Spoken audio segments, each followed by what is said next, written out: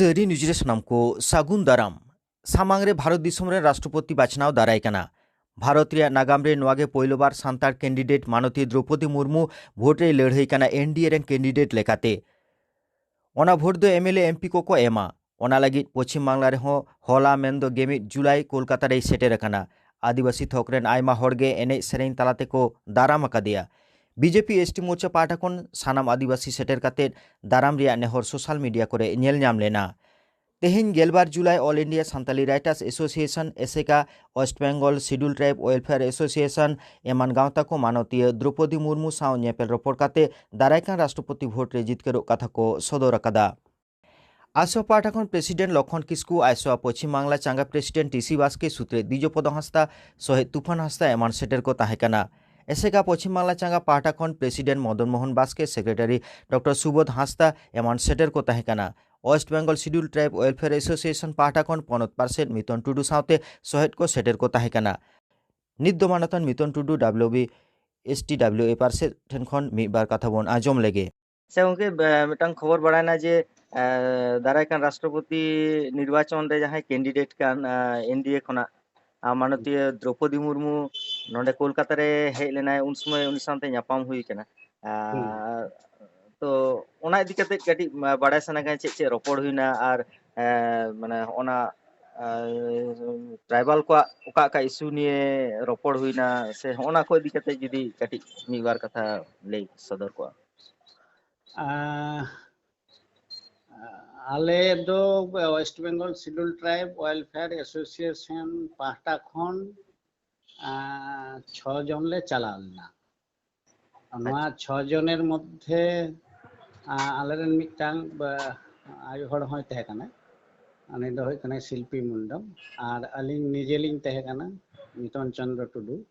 ओना छाड़ा आरो महेंद्र बाबू तहे कना सह सभापति। नवा छाड़ा सुमित बाबू एवं सुशांत बाबू नुको सानाम को तहे कना एवं मंगल हासदा तहे कना। तो चलाव कते आलेया बक्तव्य दो मिटांग गे जेहेतु एखोनो निर्वाचन बांग हुई कना ओना होतेते दाबी दावा विषय दो आले दो बांगले लई कदा। तबे निये कथा दोले लई कदा जे आले West Bengal schedule tribe welfare पाहटा खन ले हेज कना। आले मूलत फेक सर्टिफिकेट जहां एसटी को हमेटेदा उनका विरुद्ध रे आले दो नोआ कमी दोले कमीदा। निये कथा दोले लई कदिया। ओना सावतेले लई कदिया जे आले सान्ताड़ होई कते आदिवासी होई कते जेहेतु आमको रिप्रेजेंट मिया ओना होतेते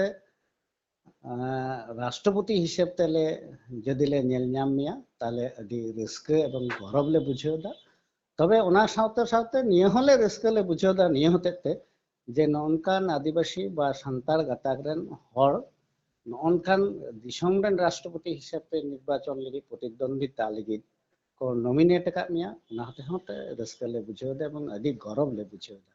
निये कथा ले लई सदर कदा और नोआ साथे साथे जे हापेन दिन रे दाड़ेन ताबन में राष्ट्रपति हिसेबे दिसोम रे ले नेल मिया नियेटुकु आशा एवं भरसा तहन कान तालिया एवं परवर्ती पर्याय रे आबो बन ᱧᱟᱯᱟᱢᱟ नियेटुकु आस दह कते केले मुचेद कदा आले दो। अच्छा ओना ठाव रे नोडे जहां संतार से आदिवासी एमएलए एमपी को नुका को तहे कना उनको को साव हाँ नोआ को साथे खगेन बाबू साथे ᱧᱟᱯᱟᱢ होय कना कुनार बाबू साथे हों ᱧᱟᱯᱟम होय कना। खगेन बाबू तो आदि घड़ी गिलिंग गलमाराव केदा बरम खगेन बाबू साथे दो बेस कयेकटी विषय निये गलमाराव होय कानते मेनली नोआ को आबो विशेष करे पीएससी आ डाक्तार को बारिया जिनिस लिंग लय कानते पीएससी रे जहां प्रोफेसर को बोलन कना तार मध्य मिटन तानिजा खातुन नाय। तो नोआ लिंग जखन लिंग मिताय कना नुई खातुन दो चिकाते एसटी नाय आदो मेनदा नोआ दो सত্যि मिटन खूब खराब मिटन दिस आबुआ सावता रे विशेष करे आदिवासी को ठेन। तो नोआ को लैते लड़ाई दापे खुबी भली किंतु नोडेन सरकार जदि बाय सपोर्ट पे ताहले खूब कठिन गया। नोआ निये मिटालिंग गपाल मारा केदा और मिटालिंग लैय कान थे जे ᱱᱚᱜᱼᱚᱭ ᱡᱮᱢᱚᱱ ᱴᱩᱲᱜᱟᱹ ᱯᱨᱚᱠᱚᱞᱯᱚ ᱚᱢᱩᱠ ᱯᱨᱚᱠᱚᱞᱯᱚ ᱡᱟᱦᱟᱸ ᱠᱚ ᱢᱮᱱᱟᱜᱼᱟ ᱟᱨᱠᱤ ᱫᱮᱣᱪᱟ ᱯᱟᱸᱪᱟᱢᱤ, ᱟᱫᱚ ᱢᱮᱱᱫᱟᱭ ᱟᱞᱮ ᱫᱚ ᱠᱤᱱᱛᱩ ᱫᱮᱣᱪᱟ ᱯᱟᱸᱪᱟᱢᱤ ᱡᱟᱦᱟᱱᱟᱜ ᱠᱟᱛᱷᱟ ᱵᱮᱱ ᱢᱮᱱᱫᱟ, ᱱᱚᱣᱟ ᱱᱤᱭᱮ ᱫᱚ ᱠᱤᱱᱛᱩ ᱟᱞᱮ ᱫᱚ ᱚᱸᱰᱮᱱ ᱠᱚ ᱦᱚᱲᱟᱜ ᱡᱟᱦᱟᱸ ᱰᱤᱢᱟন্ড ᱚᱱᱟ ᱫᱚ ᱠᱤᱱᱛু ᱟᱞᱮ ᱥᱟᱯᱳর্ট ᱢᱮᱱᱟᱜᱼᱟ।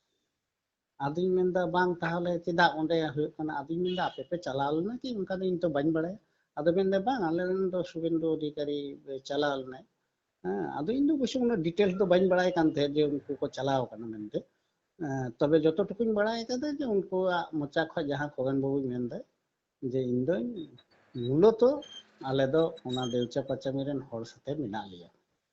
ᱟᱪᱪᱷᱟ ᱟᱪᱪᱷᱟ আর টুর্গা প্রকল্প আবার ওনা হলিং গালমারাও কেদা তিহিᱧ ᱜᱮ ᱧᱮᱞ ᱧᱟᱢᱚᱜ ᱠᱟᱱᱟ ফেসবুক করে বা পেপার লিং ᱧᱮᱞ কেদা যে তিহিᱧ ᱜᱮ বনাধিকার যে আইন নিয়ে নোয়া হ্যাঁ তো নোয়া লইতে আবেনাᱜ চিত বক্তব্য? ᱟᱫᱚ ᱢᱮᱱᱫᱟ ᱱᱚᱣᱟ ᱫᱚ ᱟᱹᱪᱩᱨ ᱵᱟᱲᱟᱭ ᱠᱟᱱᱟ ᱮᱠᱷᱚᱱᱳ ᱯᱚᱨᱡᱚᱱᱛᱚ ᱟইন তো আর ᱵᱟᱝ ᱛᱚᱭরিও ᱠᱟᱱᱟ। তো নোয়া কো বিষয় রে যদি কোনো দিন প্রয়োজন হয়ুক খায় নিশ্চয়ই ওনা চিন্তা ভাবনা হইয়া। আদিন মেনদা আপে কথা তো আইন পে তৈরিয়া সুতরাং আপে গে লই হইয়া তাপে বাখাই দো চিকাতে হইয়া। আদো মেনদা হ্যাঁ ওনা আর আলিঙা দো দীর্ঘদিন আডি দিন খয় গে আলাপ হেনাক তালিঙা স্বাভাবিক কারণে একটু ফ্রেন্ডলি গিলিং গালমারাওয়েদ তাহেদ এবং নিয়ে সাথে সাথে আরো বেশ কয়েকটি বিষয় নিয়ে আজকে বরং সাজেশন এমা দিñাই মেনদা যদি দাড়ি নাই তাহলে চিঠি কো বরং ভেজাওয়াই পে হ্যাঁ নাড্ডা বাবু ভেজাওয়াই পে মুকেশ সুশান্ত বাবু ভেজাওয়াই পে এই না কো গালমারাওদা এবং ভবিষ্যতে তাহলে রাষ্ট্রপতির সাথে আপনার ডিমান্ড কো নিয়ে ভবিষ্যতে পে দেখা দাঁড়ায় আর কি। আদᱚᱧ ᱢᱮᱱᱫᱟ ᱴᱷᱤᱠ ᱜᱮᱭᱟ ᱵᱷᱟᱞᱤ ᱱᱚᱣᱟ ᱠᱚᱜᱮ ᱜᱟᱞᱢᱟᱨᱟᱣ ᱦᱩᱭ ᱞᱮᱱᱟ ᱟᱨᱠᱤ। ᱟᱪᱪᱷᱟ আর ᱱᱤᱛ ᱚᱠᱛᱚ ᱨᱮ ᱛᱤᱸᱜᱩ ᱠᱟᱛᱮᱫ ᱛᱤᱱᱟᱹᱜ ᱜᱟᱱ ᱢᱚᱱᱮᱨᱮ ᱫᱟᱲᱮ ᱵᱩᱡᱷᱟᱹᱜ ᱠᱟᱱᱟ ᱚᱱᱟ ᱡᱟᱦᱟᱸ ᱛᱤᱱᱟᱹᱜ ᱟᱹᱫᱤᱵᱟᱹᱥᱤ ᱠᱚ ᱟᱱᱟᱴ ᱠᱚ মাননীয় দ্রৌপদী হ্যাঁ মুর্মু দ্রৌপদী রাষ্ট্রপতি মুর্মু লেনখান যদি রাষ্ট্রপতি আয় তবে তিনাকটা কামি হইয়া ওনা দো ভবিষ্যৎ গে মেনা। তবে কিছু কিছু বিষয় নিয়ে যেমন এটা কো রাষ্ট্রপতি কো হইলেন খায় যে মনের কথা বো রই রেনাক যে মিদটাং উদ্গাও তাবন ভিতর রে নোয়া দো জানি মনে হয় কানা উনি দবন লই দাড়াওয়া। আচ্ছা হয়ুক আচ্ছা বাং হয়ুক নোয়া দো মিদটাং আলাদা জিনিস হ্যাঁ কিন্তু মনেরে মনে হয় কানা যে নুই ঠে অন্তত ইᱧᱟᱹᱝ কথা দিন মেন দাড়ায় আর কি। ওনা মিদটাং আস বুঝাᱹᱜ কানা। তারপরে রাষ্ট্রপতিয়াগ কিছুটা তো বাঁধা ধরা নিয়ম মেনাতে এনতে রহো কিছু জিনিস যেমন ফিফথ শিডিউল সিক্স শিডিউল ওনা কো কিছু এরিয়া ভুক্ত বা আরো কিছু ন্যাশনাল কাউন্সিল না যাহা এসটি এসটি যেমন কো করাও কাদা ওনা কো লইতে যে কিছু বাখরা মেন না কিছু কিছু জায়গায় স্কোপ মেনাতে ওনা কো জায়গায় যদি করাও দাঁড়া খায় তো হয়তো আশায় দাবন তো নিশ্চয়ই হইরে হই বাড়িজোগা আর কি। তো ওনা দো ভবিষ্যৎ গে মেনা নোয়া দো নিত দো মেন দো খুব আচ্ছা কঠিন আচ্ছা আর আচ্ছা কি। হ্যাঁ ᱟᱹᱰᱤ ᱢᱚᱡᱽ ᱜᱟᱞᱢᱟᱨᱟᱣ ᱟᱨ ᱢᱩᱪᱟᱹᱫ ᱨᱮ ᱦᱚᱸᱜᱼᱱᱟ ᱟᱯᱮᱭᱟᱜ ᱥᱚᱝᱜᱚᱴᱷᱚᱱ ᱯᱟᱦᱴᱟ ᱠᱷᱚᱱ ᱟᱨ ᱢᱤᱫ ᱫᱷᱟᱣ ᱥᱟᱹᱨᱤ ᱱᱤᱭᱩᱡᱽ ᱨᱮᱱ ᱥᱟᱱᱟᱢ ᱧᱮᱧᱮᱞᱤᱭᱟᱹ ᱠᱚᱴᱷᱮᱱ ᱚᱠᱟ ᱞᱮᱠᱟᱱᱟᱜ ᱦᱚᱸᱜᱼᱱᱟ ᱥᱩᱵᱮᱪᱪᱷᱟ ᱵᱟর্তা ᱥᱮ ᱢᱟᱱᱮ ᱱᱚᱜᱼᱚᱭ ᱡᱮ ᱥᱟᱢᱟᱝ ᱨᱮ রাষ্ট্রপতি ᱨᱮᱱᱟᱜ ᱠᱟᱞ ᱥᱮᱴᱮᱨ ᱥᱩᱨ ᱨᱮ ᱥᱮᱴᱮᱨ ᱦᱮᱡ ᱟᱠᱟᱱ মাননীয় দ্রৌপদী মানে মুর্মু ᱞᱟᱹᱜᱤᱫ চেকা ᱚᱠᱟ ᱞᱮᱠᱟ ᱵᱟর্তা ᱛᱟᱦᱮᱱᱟ? মানে ওকালকা বার্তা ᱦᱳᱭ মানে বার্তা দো নিয়ে গে সানাম কোঠে গে যে আবু আদিবাসী নোয়া দো যদি পলিটিক্যাল বন ভিউ বন নিয়ানা তাহলে ওনা দো ইᱧᱟᱹᱝ মেন ᱨᱮᱱᱟᱜ অধিকার হᱚᱸ বানুᱜ তিᱧᱟ। কারণ অকয় অকা পলিটিক্যাল তেকো ᱧᱮᱞ ᱠᱟᱛᱮ ᱚᱠᱟ ᱠᱚ ভোট কো চেইদা ওনা দো আলাদা ওনা দো ইᱧᱟᱹᱝ ইস্যু দো বাং কানা। ইᱧᱟᱹᱝ মিদটাং গে বক্তব্য যে সান্তাল আদিবাসী গাতাক রেন মিদ হড় আবু বন ᱧᱮᱞ ᱧᱟᱢᱮᱭᱟ নোয়া ᱨᱮᱱᱟᱜ সুবর্ণ সুযোগ আবু এমএলএ এমপি যত হড় ᱴᱷᱮᱡ হেনা উনকু ভোট দিয়ে গে মেনলি তো ᱦᱩᱭᱩᱜᱼᱟ। সুতরাং আলেয়াগ পাহটা ᱠᱷᱚᱱ আᱨᱫᱟᱥ নুই বন যেমন বন ᱧᱮᱞ ᱧᱟᱢᱮ ᱢᱟ দিল্লি ভারতের রাষ্ট্রপতি হিসেব তে নিয়ে গে ইᱧᱟᱹᱝ ᱫᱚ ᱢᱤᱫᱴᱟᱝ ᱢᱮᱥᱮᱡ ᱤᱧ ᱱᱮᱦᱚᱨᱚᱜ ᱠᱟᱱᱟ ᱟᱨᱠᱤ ᱥᱚᱝᱜᱚ ᱛᱮ। ᱟᱹᱰᱤ ᱟᱹᱰᱤ ᱥᱟᱨᱦᱟᱣ ᱜᱚᱝᱠᱮ ᱦᱩᱸ ᱢᱟ ᱮᱱᱠᱷᱟᱱ ᱱᱤᱭᱟᱹ ᱞᱟᱹᱜᱤᱫ ᱫᱚ ᱟᱪᱪᱷᱟ ᱟᱪᱪᱷᱟ ᱢᱟ ᱡᱚᱦᱟᱨ ᱡᱚᱦᱟᱨ ᱜᱮ। ᱜᱮ।